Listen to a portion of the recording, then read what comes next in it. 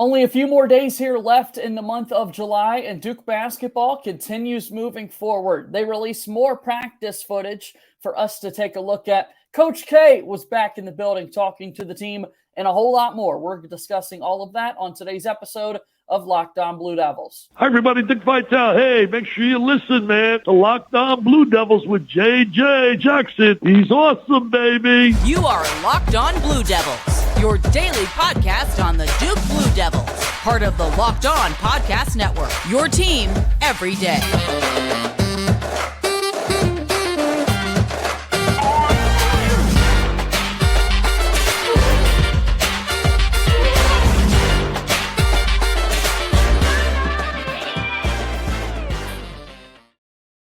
Hello, everybody, and welcome into another episode of the Locked On Blue Devils podcast. My name is JJ Jackson, and it's so great to have you here with us on this Wednesday, July 26th, 2023. We've got a lot to discuss in the world of Duke basketball, and we'll do that throughout our show. I want to give a special shout out to all of our everydayers out there that are listening to the program.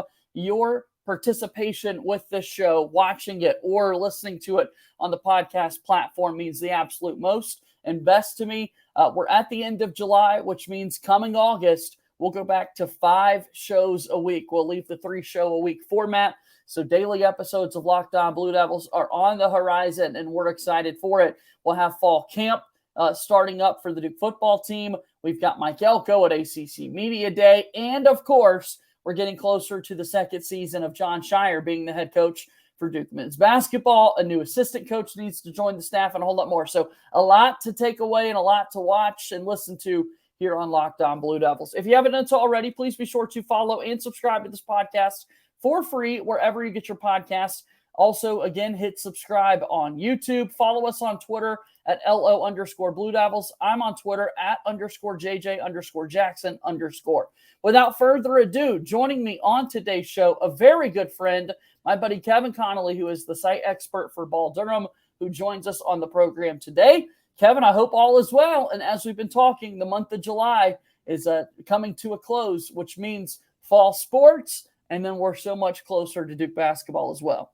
Yeah, you hate to say the summer's flying by, but it really is. Feels like just yesterday we were talking about the potential Duke basketball recruits at Peach Jam at the beginning of the month, and now we're ready to flip the calendar to August and get ready for football and the official start of basketball practice in September.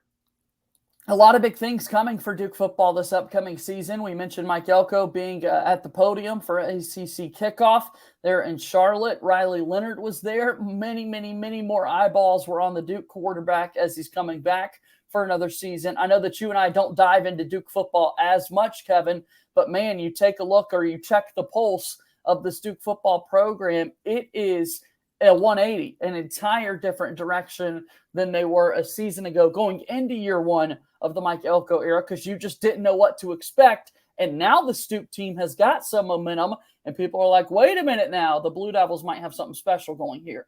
Yeah, and you look at Mike Elko getting a contract extension earlier this week. You talked about Riley Leonard, and I mean, he's popping up on a lot of big boards as maybe one of the top 5 quarterbacks in this upcoming NFL draft next April. Crazy. And the countdown to Labor Day is on. I mean, buzz is starting with that opening week matchup with Duke and Clemson in Durham. And I mean, talk about sending shockwaves through the country if Duke's able to somehow defend their home turf against the mighty Clemson Tigers and pull off an upset against a team that many expect to be back in the college football playoff conversation. No doubt about that. Really excited to see what Duke football is going to be able to accomplish and tackle, pun intended, this season here throughout 2023. So on the basketball side of things, we're talking about this Duke team as they're going through summer workouts. We've seen a 5-on-5 footage now released. We already saw kind of a lengthy 4-on-4 clip. And yet again, Kevin, it's the Duke basketball staff with more access being released to us, the fans,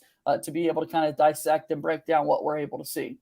Yeah, this is really cool because you survey the social media of other teams and you get photos, maybe you get a video every now and then, but you don't get the kind of access you're getting with this Duke social media account. And it really comes down to, I guess, Jon Scheyer giving the okay to put this footage out there of off-season workouts. It's really, really cool what this social media team is doing and giving fans an inside look at certain players during these workouts and practices. It really helps make the summer months go by that you're missing Duke basketball. At Duke MBB on Twitter and Instagram, and for so many years, I mean, nearly a decade it feels like at this point, Kevin, Duke proudly promotes the fact that they have the top engagement amongst any college team, regardless of sport. Deservedly so. They put a lot of effort, the creative side there with Duke Blue Planet, and I tell you what, so many Duke basketball fans are thankful for all that access because we get to see things like this. We look forward to the documentary-style episodes that we get throughout the season. We look forward to kind of one-off interviews with players. And so, again, to see practice footage like this, it's just like, to your point, not something we're seeing really across the sport. Yeah, and you look at college sports in general, like the brands, Alabama football, Ohio State football, Michigan football, and then you look at basketball programs like Kentucky and North Carolina and Kansas, and it's the Duke social media team that stands out above the rest and really gives you that inside look to what's going on down in Durham in these summer months as the team tries to put the pieces together to be successful in the winter. Well, what exactly is going down in Durham? That's what everybody is talking about these days with the Duke basketball team getting set for a big year, a year two for Jon Scheyer as head coach. And we're going to talk about some of that practice footage after we take our first time out here on today's episode of Locked On Blue Devils. Locked On Blue Devils is brought to you by our friends over at LinkedIn. These days, every new potential hire can feel like a high-stakes wager for your small business. You want to be 100% certain that you have access to the best qualified candidates available. That's why you have to check out LinkedIn Jobs. LinkedIn Jobs helps you find the right people for your team faster and for free. You can add your job in the purple hashtag hiring frame to your LinkedIn profile to spread the word that you're hiring. Simple tools like screening questions make it easy to focus on candidates with just the right skills and experience so you can quickly prioritize who you would like to interview and hire. LinkedIn Jobs helps you find the qualified candidates that you want to talk to faster. Post your job for free at linkedin.com/lockedoncollege. That's linkedin.com/lockedoncollege to post your job for free. Terms and conditions apply. Moving forward here on today's episode of Locked On Blue Devils, JJ Jackson alongside my good pal Kevin Connelly, who is the site expert for Ball Durham. And Kevin, again, we're talking about this practice footage for Duke basketball. We first saw a glimpse of 4-on-4 footage, which was a little unique in that typically, of course, you're looking for the 5-on-5 footprint that's there, but they were able to kind of separate it with 4 freshmen, 4 vets. A couple of guys, of course, are being held out because of injury. But we've seen a couple of these videos that have been released thus far. Going back to the 4-on-4 clips and just in general, what have you noticed so far about this Duke team? Well, like you said, I think the 4-on-4 was really interesting because you finally got to see all 4 freshmen play on a team with each other.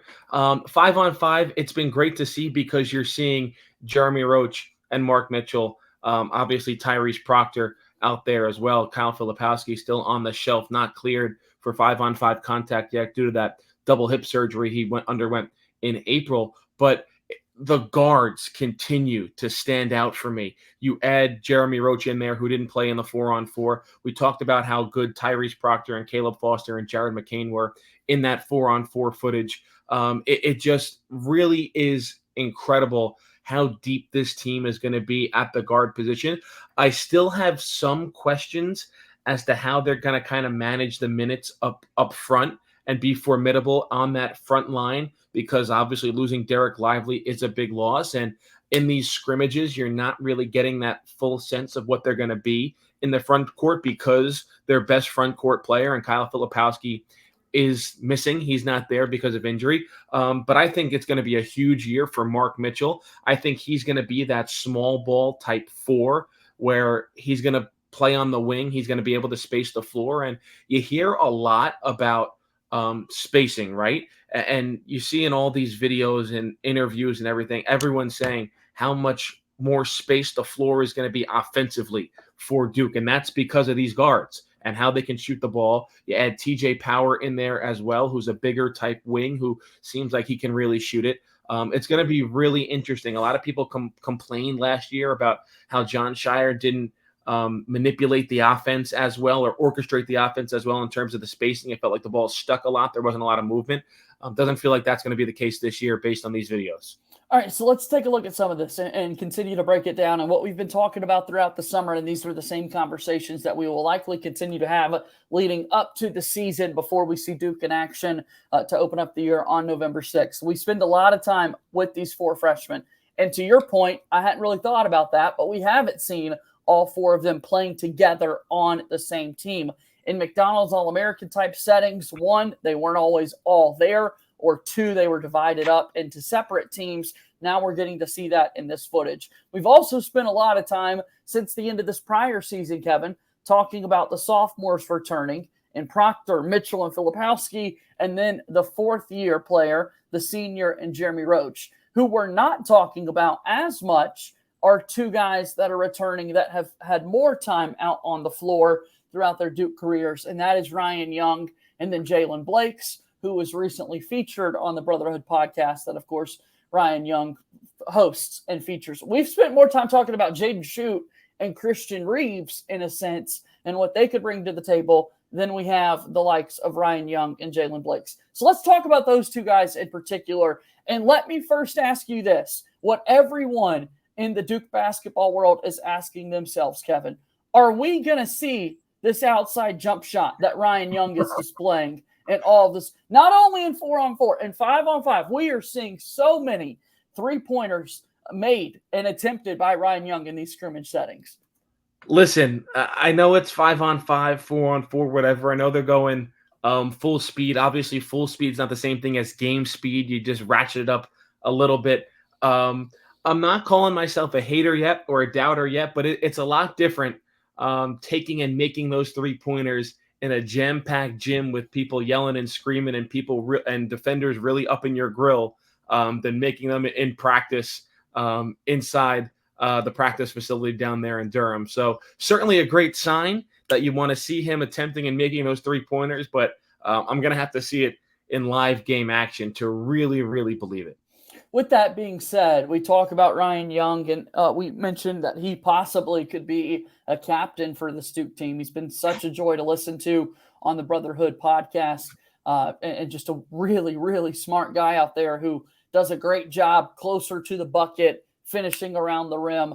What do you expect from him going into his 5th and final year of college eligibility? I don't know if he has a nickname yet, but I think we might have to crown him with the term "all reliable." Because I think that's what he's going to be this year, because you heard it last year on all the broadcasts. Oh, Ryan Young has that YMCA type game where he's going to be playing until he's 50 with these hook shots in the post and these layups underneath. And that's what I think he's going to provide for this Duke team.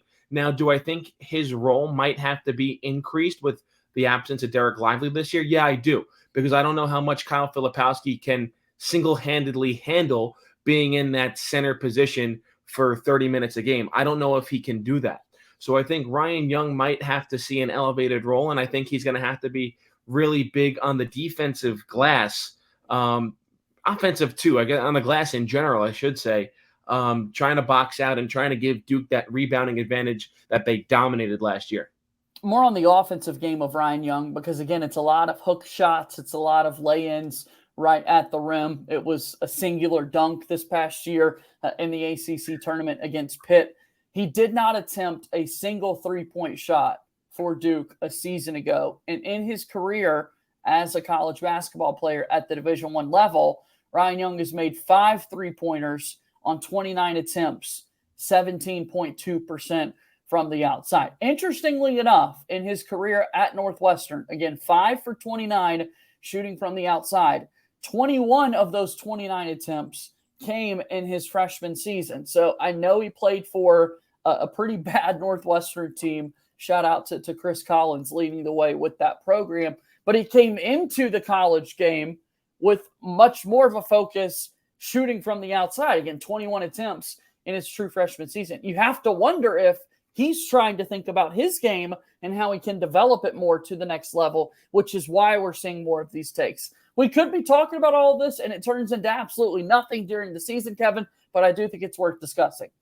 No, it is worth discussing it. And It also tells you the way basketball is going, right? I mean, basketball is becoming a three-point game. You look at the NBA level, and then obviously college builds off of that. Look at the international level, although international NBA games vary in a lot of sense of the imagination. But basketball is becoming, if you make the most three-pointers in a game, you're going to win most of the time. And does Ryan Young have to be that guy that helps Duke get over that X amount of threshold of three-pointers? No, I don't think so, because this team on paper and They're for good on everything shooting. we've seen so far, they're not going to have an issue scoring the basketball. They have plenty of guys that are going to be able to shoot and score at will. I think right now for this team, it's going to be defensively. Is can they get back to the defensive form they were in a season ago? And Ryan Young is going to be a big contributor in that. So I think that's where the conversation should go more in terms of Ryan Young. I know everyone wants to talk about offense and they see him shooting three-pointers, and it's all well and good.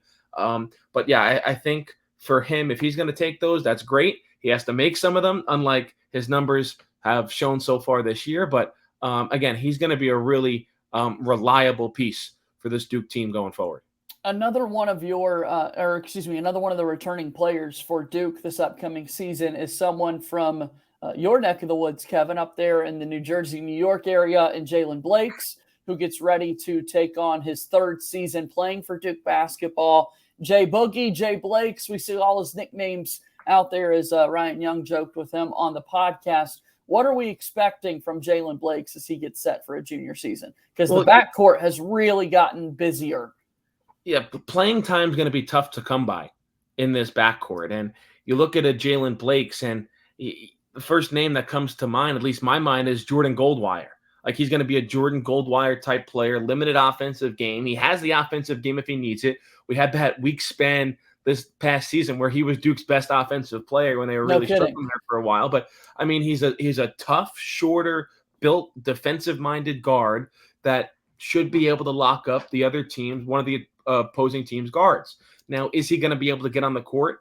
I don't know, because again, we can run through the list of guards, but your top four on the depth chart have to be Roach, Proctor, Foster, and McCain in some order. If it's not, well, that's no big deal, and then Blakes could slide in there. But it feels like those are your big four, and how often do you not want them on the floor to put a Jalen Blakes on there?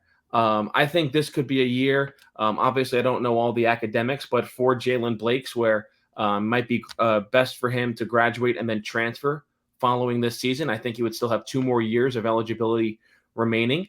But yeah, if he can get on the floor, it feels like he would be really a good asset to get on the floor. It feels like his offense is going to have to come along a little bit more to try and crack the permanent rotation. Because you saw last year when we got into February, he kind of was phased out of the rotation because you're really only going to play 8 guys when the tournaments come around. Well, I was going to say, what does it say to you that Jalen Blakes hasn't entered the transfer portal yet? 2 years in Durham, could have possibly, I don't think anybody would have blamed him at all if this offseason he decided, you know what, let me look for another home. But he didn't do that. What does that say to you? It shows his commitment. It shows his commitment. He's honoring his commitment to this Duke basketball team. Now, we all know people can graduate in 3 years. And if he graduates and then wants to either go back home to New Jersey or find another Power 5 school where maybe the depth isn't as great in the backcourt, he could certainly do that, or even go to a mid-major and try and thrive there and get his playing time in there. But I think more than anything, it shows his leadership and his commitment that he made to this Duke basketball program. Locked On Blue Devils here today. JJ Jackson alongside my pal Kevin Connelly, the site expert for Ball Durham. Give me a moment here, Kevin. Will you promote Ball Durham and what you guys have got going on over there? Well, you can follow us on Twitter at ball_Durham. You could read us every day at balldurham.com. And we're all on top of recruiting. We're all on top of these social media posts and videos that are coming out of Duke basketball. And we're going to be all over Duke football as well. We talked about at the top of the show, big year coming up for the Blue Devils. Mike Elko just getting a contract extension, just over a month away now from the opener against Clemson. So we really got everything you need for Duke athletics over there at balldurham.com. And not to say, speaking of those posts and mentioned in the open of today's program, Mike Krzyzewski was back at Duke basketball practice and got a chance to speak to the team after the fact about 90-second, 2-minute clip, Kevin, was released on social media. Tell us about this. Well, yeah, it's always great to hear from Coach K back in the gym, watching these guys play and practice. I think it was after one of the scrimmages that he came and talked, and it was a really interesting message. It was a real poignant message. It was a real motivating message. I mean, he was very blunt. He said, "You guys have a chance to be really good," and it wasn't one of those things that just any coach will say. He was serious when he said it. And I mean, he's watching this team play without Kyle Filipowski. He said, "You guys got a chance to be really good." He also said that you guys got to practice hard. You got to come at each other hard in practice because people are going to come flying after you when the games start to count. They're going to give you their best shot every time you step out on the floor. And he said, "Don't assume anything." We've heard that phrase a lot over the past couple of weeks. John Shire mentioned it in his summer media availability. Now Mike Krzyzewski's saying it. Some of the players said it as well. You can't assume you're going to be good just because you had a strong end to the season last year, won the ACC tournament championship, rattled off a 10-game winning streak before ultimately losing to Tennessee, and you return all this talent from last year's team. You can't assume you're going to be good. You can't assume you're going to have a certain role on this team. You have to fight and compete for everything. And really, basically, the message was that nothing's given, everything is earned. And the real thing that stuck out to me towards the end of the clip, and I'll read this word for word, that what he said, "You don't come to Duke to fit in. You come to Duke to be a great player and to be on a great team." And that was really the lasting message that he gave to the Duke players that were there listening to him after their workouts. And certainly that had to set in for these guys that Mike Krzyzewski, the greatest basketball coach of all time, is saying this to them and what they're here to do, or what they're at Duke to do. So it was a really cool video to watch. Yeah, of course, on the current team, Jeremy Roach and Jalen Blakes got a chance to play for Coach K in his final season there, leading the program. But thinking about what was said, also at the beginning, much respect to Mike Krzyzewski for, thanking John Shire for allowing him to be at practice, right? We all know it's the right thing for Coach K to do, and it's been amazing that Coach K wants this to be John Shire's program and not much attention brought on him still, and letting this be a Coach Shire thing. Coach K can go to whatever practice he wants to. And I would like to think his office hasn't changed. I'd like to think that the man has seen a little bit more practice than might have been led on to in that clip, but that was just a fun little takeaway I had. Yeah, it was really funny. The first words out of his mouth when he was giving this speech were, "Thank you for allowing me to watch you work out." No problem. Just doors open anytime, I would imagine the response would be. No doubt about that. So, and then after the fact, we saw Paulo Banchero kind of quote tweet it and talking about the number of times he heard Mike Krzyzewski say, "I got chills," or "I'm getting chills thinking about this," which was funny for Paulo to poke fun at his former coach. So really exciting stuff there. Paulo Banchero, of course, with Team USA alongside Jason Tatum, Brandon Ingram. We've got the Brotherhood well represented as they get set up for the FIBA World Cup basketball edition that's going to be played here a little bit later as August goes into September and that sort of thing, Kevin. So a big summer coming up away from the NBA hardwood, but on a big stage for a couple of former Duke players. And we'll have that coverage as well on Ball Durham for those former Blue Devils like Brandon Ingram and Paulo Banchero in the FIBA World Cup as well. So Jason Tatum had a recent camp. Kevin, I know that you've got some things here on that. Yeah, you look at the roster at this camp, and it's really interesting. Mark Mitchell was invited. You look at the recruits. Cooper Flagg was there.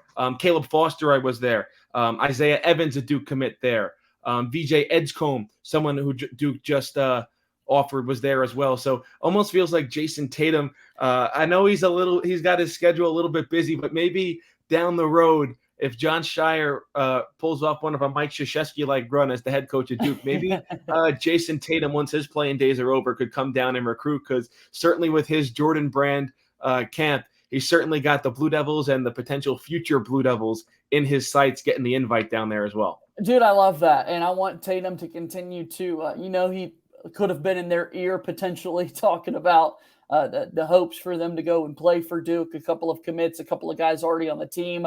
And to hear from Jason Tatum, clips going around about him talking about wanting to play in every single game because people are spending their money to watch him play. In the clip, He took a shot at my Charlotte Hornets. A lot of the state of North Carolina's Hornets basketball team is not being kind of a great team to go up against, but he wants to put on a show for those type of fans, and I certainly respect him for saying that. Yeah, so just one more time, it was Caleb Foster and Mark Mitchell from the current team that were at that camp, and then the one Duke commit, Isaiah Evans, and then 3 players who have been offered by Duke in VJ Edgecombe, obviously the big name in Cooper Flagg, and Caleb Wilson as well. I love that. Well, Kevin, this has been an awesome conversation with you today. You'll be back with us next week. Who knows? An assistant coach could be on the horizon for John Shire and his staff, and we'll be following all of your work over at Ball Durham. I appreciate you stopping by here today, Kevin. Thanks, JJ. That's Kevin Connelly, again, the site expert for Ball Durham, joining us here on the program today. All right, that's going to do it for our show here of Locked On Blue Devils. Really do appreciate your support each and every day. Shout out once again to all of the everydayers that are out there. Let me know who you are. We're continuing our coverage of Duke basketball and football throughout the rest of the week here on Locked On Blue Devils. That's going to do it for today's show. As always, go Duke. I'll talk to you tomorrow. My name is JJ Jackson. Thank you and good day.